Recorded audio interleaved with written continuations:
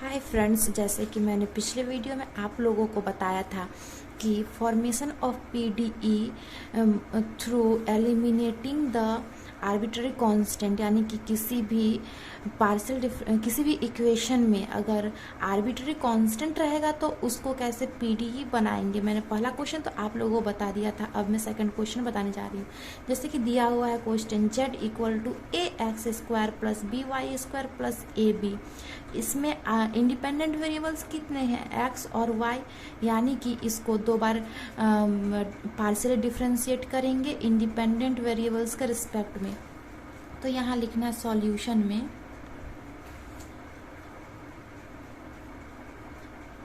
Given equation क्या है, z equal to a x square plus b y square plus a b. इसको let करेंगे equation 1। अब partially, क्योंकि हम लोग पार्शियल डिफरेंशियल इक्वेशन पढ़ रहे हैं इसलिए partially differentiate equation 1 with respect to x. We get x के रिस्पेक्ट में अगर इसको पार्शियली डिफरेंशिएट करेंगे तो मिलेगा del z by del x equal to, अगर इसको एक्स के रिस्पेक्ट में पार्शियली डिफरेंशिएट करेंगे तो 2ax प्लस, अगर इसको एक्स के रिस्पेक्ट में पार्शियली डिफरेंशिएट करेंगे तो 0, और इसको भी अगर एक्स के रिस्पेक्ट में पार्शियली डिफरेंशिएट करेंगे इस टर्म को तो भी 0 मिलेगा। और हम लोग को पता है कि del z by del x क्या होता है, p इक्वल टू 2ax। अब यहाँ से a का वैल्यू निकल जाएगा, a equal to p by 2x। अब again partially differentiate equation 1 with respect to y। We get, अब जब हम इक्वेशन 1 को y के रिस्पेक्ट में पार्शियली डिफरेंशिएट करेंगे तब हमें क्या मिलेगा वो देखते हैं। z को y के रिस्पेक्ट में पार्शियली डिफरेंशिएट करना तो क्या होगा, del z by del y equal to, इसको अगर y के रिस्पेक्ट में पार्शियली डिफरेंशिएट करेंगे तो 0 मिलेगा, प्लस अगर इसको y के रिस्पेक्ट में पार्शियली डिफरेंशिएट करेंगे तो 2by मिलेगा, प्लस इसको अगर y के रिस्पेक्ट में पार्शियली डिफरेंशिएट करेंगे तो 0 मिलेगा। यानी del z by del y का वैल्यू क्या होता है, q इक्वल टू 2by। अब यहाँ से हमारा q, ये b का वैल्यू निकल जाएगा तो b इक्वल टू क्या होगा, q बाई 2y। नाउ अब हमारे पास a का वैल्यू है और यहाँ पे b का वैल्यू है, और दिया हुआ इक्वेशन क्या था, z equal to a x square plus b y square plus a b. यानी कि अब a और b का वैल्यू अगर हम इस दिया हुआ इक्वेशन में रख दे तो a और b एलिमिनेट हो जाएगा, एलिमिनेट हो जाएगा और हमें पार्शियल डिफरेंशियल इक्वेशन मिल जाएगा। इसीलिए putting the values of a and b in the given equation, as we know that z is given as z equal to ax square plus by square plus ab. Now we put the values of a and b in this equation, so we get, हमारे पास क्या था, z equal to ए का value था p by 2x into x square plus b का value था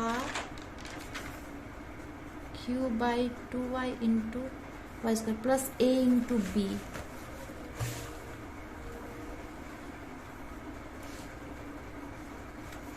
a यानी p by 2x into q by 2y, so that z equal to एक x और एक एक्स कैंसिल हो जाएगा, यानी पी एक्स बाई 2 प्लस एक वाई कैंसिल हो जाएगा, q y by 2 plus p q by 4x into Y.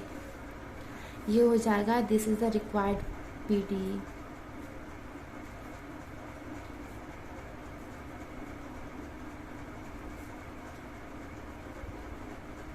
इसको हम आगे और भी तोड़ सकते हैं, मतलब सिंपल फॉर्म में ला सकते हैं, लेकिन मैं इतना ही में छोड़ दूंगी।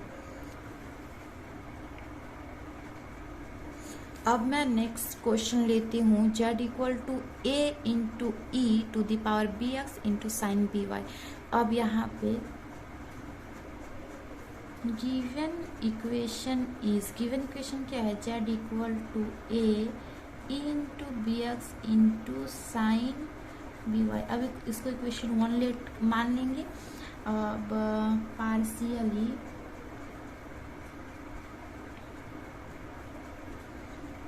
differentiate equation 1 with respect to x we get। यहाँ पे इंडिपेंडेंट वेरिएबल्स कितने हैं, x और y 2 है, तो पहले x के रिस्पेक्ट में पार्शियली डिफ्रेंशिएट करेंगे तो हमें क्या मिलता है देखते हैं। अगर इसको x के रिस्पेक्ट में पार्शियली डिफ्रेंशिएट करेंगे तो क्या होगा, del z by del x equal to, ये तो कांस्टेंट हो जाएगा क्योंकि यहाँ पे x का टर्म है नहीं, यानी a into E to the power B x into sine B y है, तो u इंटू भी में करेंगे और ये a कांस्टेंट इसलिए a रह जाएगा और u इंटू भी यानी कि इसको छोड़ देंगे, साइन बी वाई इंटू, अब इसको करेंगे तो क्या होगा, b into E to the power B x plus, अब इसको करेंगे और इसको छोड़ देंगे तो e to the power B x into, इसमें x का टर्म तो है नहीं तो ये 0 हो जाएगा। अब हमें जैसे पता है कि del z by del x क्या होता है, p होता है। अब इसको मतलब ब्रैकेट को खोल देंगे और a को मल्टीप्लाई करेंगे तो a b sine B Y into E to the power B X मिल रहा है। अब यहाँ से तो b को हम सिंपली निकाल नहीं सकते इसलिए इसको यहीं पे छोड़ देंगे। अब इसको इक्वेशन 2 मान लिया मैंने। अब again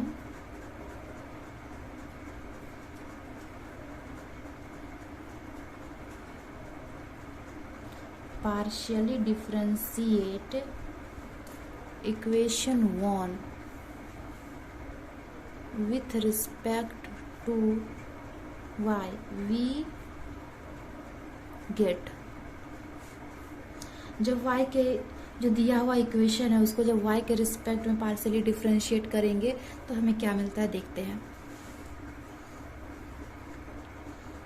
del z by del y equal to, अब फिर से ये a कांस्टेंट है इसको बाहर निकाल देंगे।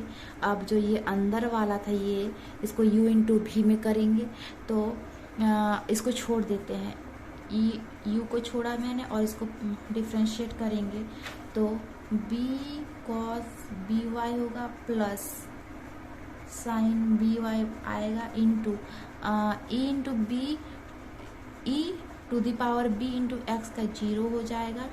अब हमें जैसे पता है कि डेल z पर डेल y का होता है q equal to a b e to the power B x cos b y, इसको इक्वेशन मैंने 3 माना। अब यहाँ से भी निकाल नहीं सकते हैं कांस्टेंट का वैल्यू, ना यहाँ से निकाल सकते हैं, सो अब 2 और 3 को डिवाइड कर देंगे।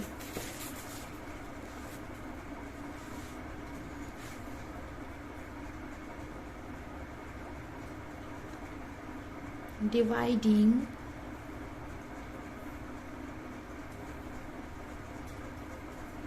2 by 3 we get 2 और 3 को डिवाइड करेंगे तो क्या होगा, p by q equal to a b sine B Y into E to the power B x by, इसमें भी क्या है a b e to the power B x cos b, a b कटेगा, ये और ये टर्म कट जाएगा क्या बचेगा, p by q equal to sine by cos क्या होता है, टेन बी वाई। अब इसको लिख सकते हैं p equal to implies that p equal to q ten b y. अब यहाँ पे भी एक कांस्टेंट रह गया b, अब b का वैल्यू निकालना होगा। तो देखिए b का वैल्यू कैसे निकलेगा। अब इसको इक्वेशन 4 मान लेते हैं। यहाँ पे दिया हुआ क्या था, दिया हुआ इक्वेशन था हमारा z equal to a into E to the power B x into sine B y, और हमारा क्या निकला था, p equal to a into b sine B Y into E to the power B x, यानी कि p equal to लिख सकते हैं a, देखिए b को अलग रखते हैं, a into E to the power B x into sine B y का वैल्यू z। तो हमारा क्या आ जाएगा, from equation 1 and 2 we have p equal to क्या था, a b sine B y e to the power B x. तो p equal to b z हो सकता है, क्योंकि z का वैल्यू है a into sine B y e to the power B x. अब क्या हमारे पास यहाँ था कांस्टेंट b, तो b का वैल्यू निकाल लेंगे, यहाँ पे b है constant p by z. Now putting the value of b in equation 4 we get. जब हम b का वैल्यू इक्वेशन 4 में पुट कर देते हैं तो हमें क्या मिलता है, p equal to q 10, b का वैल्यू क्या था, p by z into y. देखिए इस इक्वेशन में कोई आर्बिट्री कांस्टेंट है नहीं, बस p q और z और y है, इसमें कांस्टेंट है नहीं, इसलिए ये जो इक्वेशन होगा ये रिक्वायर्ड पीडी होगा, पार्शियल डिफरेंशियल इक्वेशन हमारा फॉर्म्ड हो चुका है, यानी which is required PDE, यही हमारा आंसर है। अब हम नेक्स्ट क्वेश्चन लेते हैं जो है z equal to x square plus a bracket y square plus b. अब यहाँ पे दो इंडिपेंडेंट वेरिएबल्स हैं x और y। अब सॉल्यूशन में हम लिखेंगे गिवन इक्वेशन क्या है, z equal to x square plus a into y square plus b. अब हम ब्रैकेट को खोल देंगे तो हमारा क्या हो जाएगा, z equal to x square y square plus x square b plus a y square plus a b. अब इसको इक्वेशन 1 लेट कर लेंगे, हमने इसको इक्वेशन 1 लेट किया। अब पार्शियली डिफरेंशिएट करेंगे with respect to independent variable, तो हम पहले x के रिस्पेक्ट में पार्शियली डिफरेंशिएट करेंगे। सो पार्शियली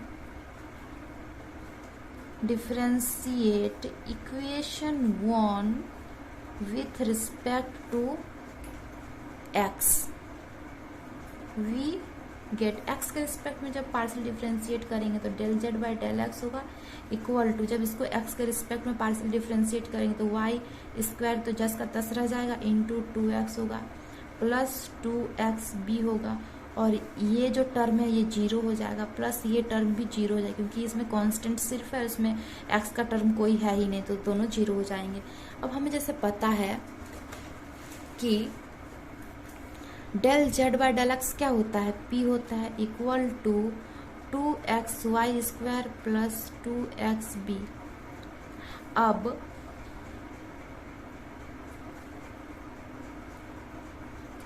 इसमें से मेरा कॉमन क्या आएगा, नहीं कॉमन नहीं लेंगे, देखिए p equal to 2xy square आया प्लस 2xb। अब इसमें से कांस्टेंट क्या है, b सिर्फ एक है, तो इसमें से हम b को निकाल सकते हैं, तो 2xb equal to p minus 2xy square लिख सकते हैं। अब यहाँ से b equal to p by 2xy² by 2x होगा। इसको इक्वेशन 2 लेट कर लेते हैं। अब फिर से जो गिवन इक्वेशन है उसको y के रिस्पेक्ट में पार्शियली डिफरेंशिएट करेंगे।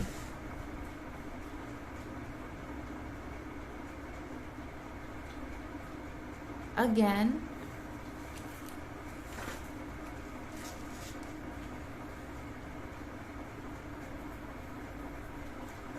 partially differentiate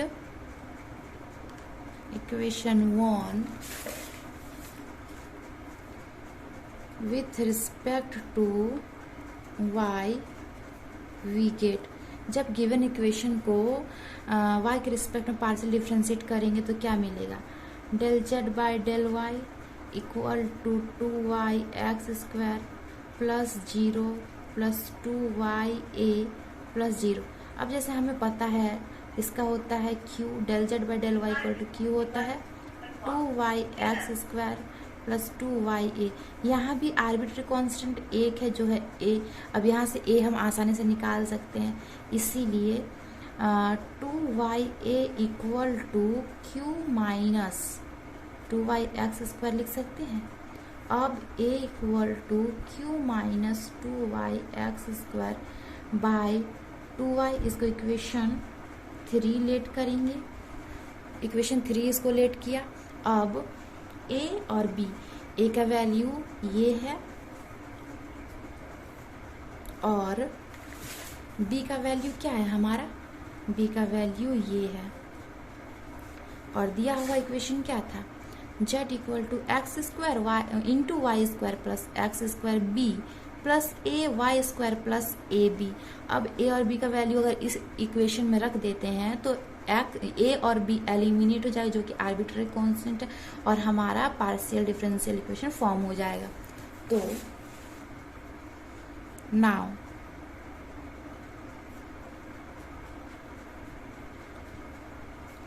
put the values of a and b in equation 1 we have। जब हम a और b का वैल्यू पुट कर देंगे तो क्या मिलेगा, दिया हुआ था z equal to x² y² plus x² b plus a² y plus ab। तो z equal to x² y² plus x² b हमारा क्या था, p minus 2xy² by 2x plus a यानी q minus 2y(x² by 2y y² plus ab। ये हमारा value. अब यहाँ से एक x, यहाँ से एक x कट जाएगा, यहाँ से एक y, यहाँ से एक y कट जाएगा, तो हमारे पास क्या बचेगा, z equal to x² y² plus px minus 2x² y² by 2 plus qy minus 2y² x² by 2 plus ab का तो वैल्यू मैंने रखा ही नहीं, अब मैं रखती हूँ ab का वैल्यू। a का वैल्यू कितना है, q minus 2y(x² by 2y into इसका है p minus 2xy² by 2x।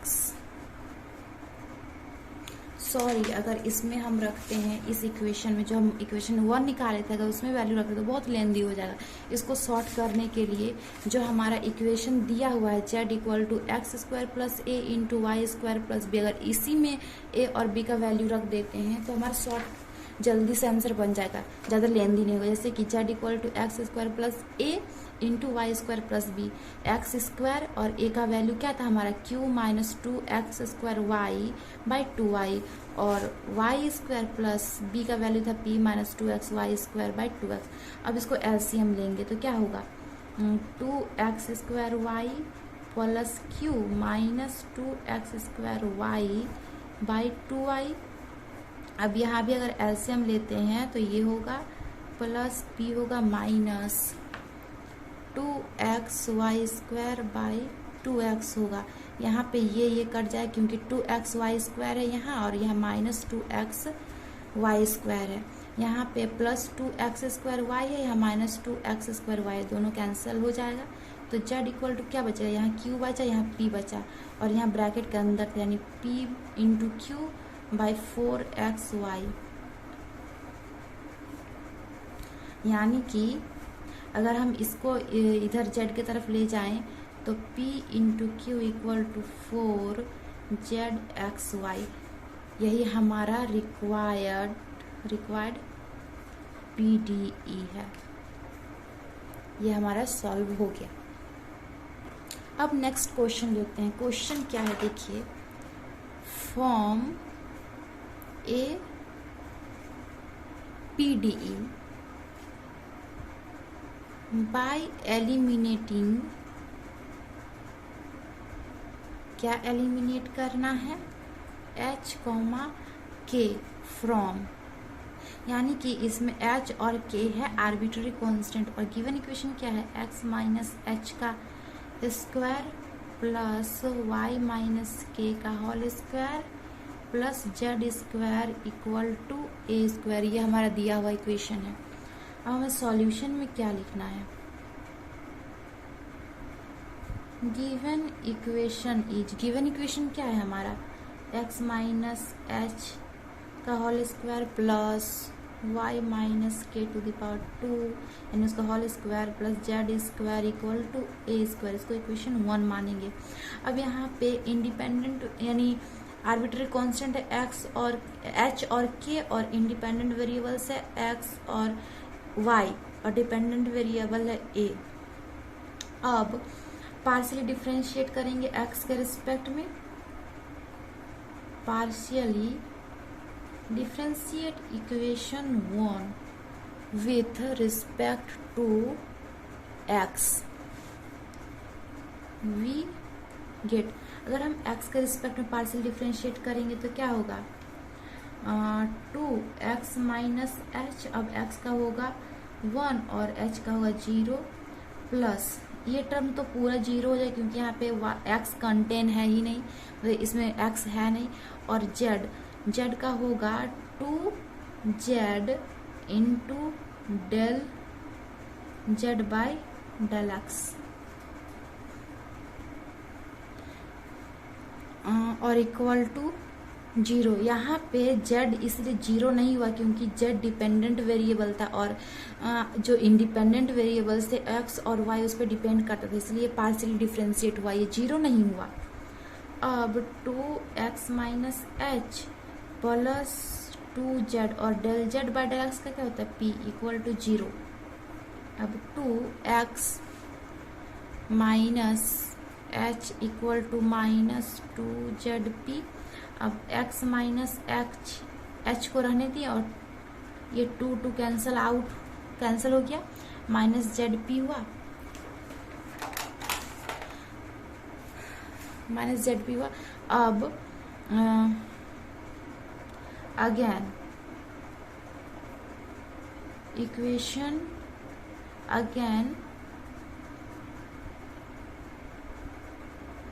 partially differentiate equation 1 with respect to y, we get, अब जब इक्वेशन 1 को फिर से पार्शियली डिफरेंशिएट करेंगे y के रिस्पेक्ट में, तब हमें क्या मिलता है, दिया हुआ इक्वेशन क्या है देखिए, x माइनस एच का whole square plus y minus k का होल स्क्वायर प्लस z का whole square equal to a square.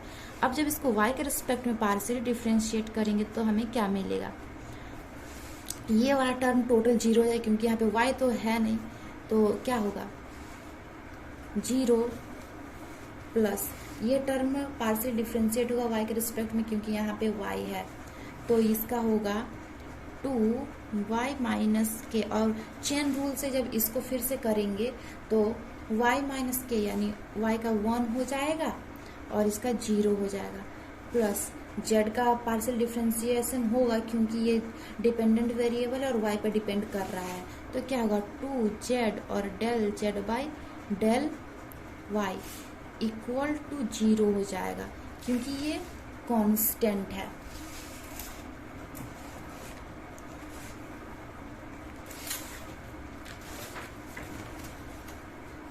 अब उसको कैसे लिखेंगे देखिए,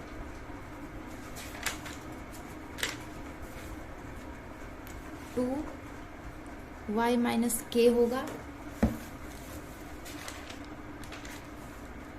प्लस 2z³ इक्वल टू 0। अब 2y माइनस के इक्वल टू माइनस 2z³ का 2 कैंसिल हो जाएगा, तो y माइनस के क्या होगा माइनस z³। अब y माइनस के का वैल्यू हमारे पास निकल गया, और यहाँ पे x माइनस एच का दिया क्या था कि हमें h और k को हटाना था। तो हम अगर x माइनस एच और y माइनस के का वैल्यू दिया हुआ इक्वेशन में रख देते हैं तो h और k तो हट जाएगा और हमारा PD बन जाएगा। इसीलिए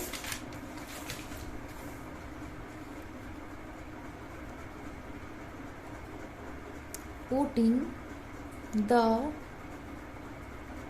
values of x minus h and y minus k in the given equation we get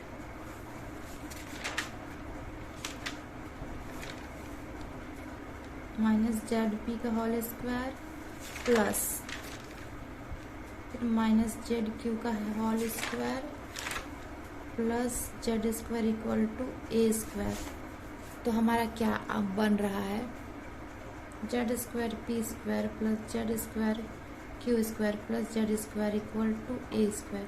अगर हम z² को तीनों से कॉमन ले ले तो क्या होगा p² plus q² plus 1 equal to a²। यही हमारा PD है, which is required PD, which is required PD। ये हमारा आंसर है।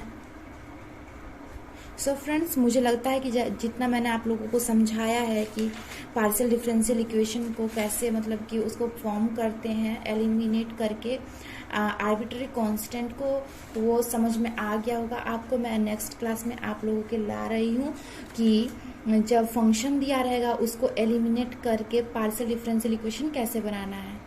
अगर मेरा समझाने का तरीका आप लोगों को अच्छा लगा हो तो प्लीज़ लाइक कर दीजिए।